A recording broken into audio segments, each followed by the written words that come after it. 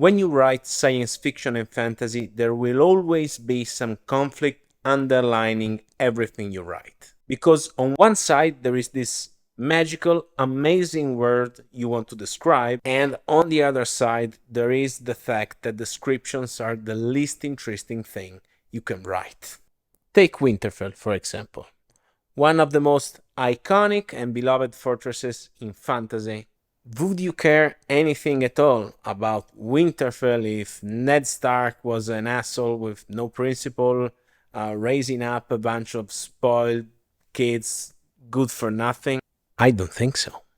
And that's because even if you write the best descriptions ever written, even if anyone that likes to read science fiction and fantasy does that in part to escape from reality into a whole nother world, despite all of that, no one keeps reading a story just for the ambience. It is what it is. There is a chain of command that goes characters, story, and then the place where all these cool stuff take place. And listen, descriptions can be great, right? If you stumble upon a description of something that you love, I don't know, a sword, a castle, a ship, and the taste matches yours, great. But what are the chances that everything you describe will match the taste of a reader that you don't know? It's not unlikely. Characters and story earn you the interest of people in your world. And the ironic part is that if you do a good enough job with your characters and your stories, then people will not be able to get enough of your world. But you got to work very hard for that. You got to earn it. Because creating an interesting world and make people interested in it are two very different jobs. So basically the question is, how do you leverage character and story right from the start to get people interested in your world by the end of page 1? Of course, this is more an aspirational question. Still working on it. But here is what I've learned so far. Choose wisely what you describe.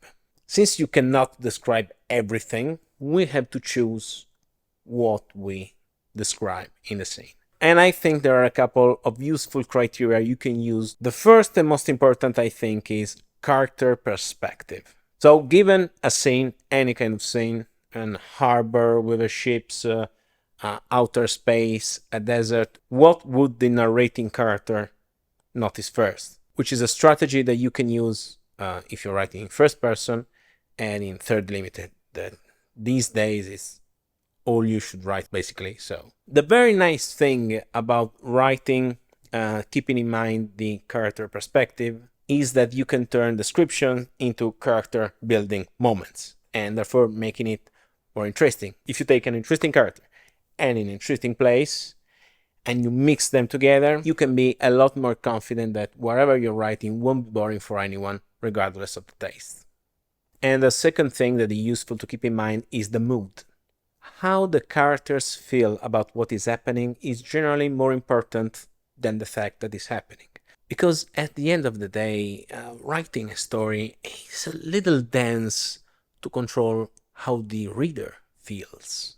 You know, are the emotions of the readers that makes them turn the pages, and are their emotions that bring your story to life. Everything in writing comes down to try to make the reader feel in a certain way. And the word building makes no exception. So being able to give an emotional anchor to your descriptions can make a big difference. I think about The Hobbit. When they finally get to the mountain, every paragraph of description you can get of that place feels like a treasure, but because you've been all over an emotional roller coaster to get to this place, so when you finally get there, you want those pages and pages of descriptions. And if there is something very, very special that you want to show, you can build the necessary emotional charge during your story and then dump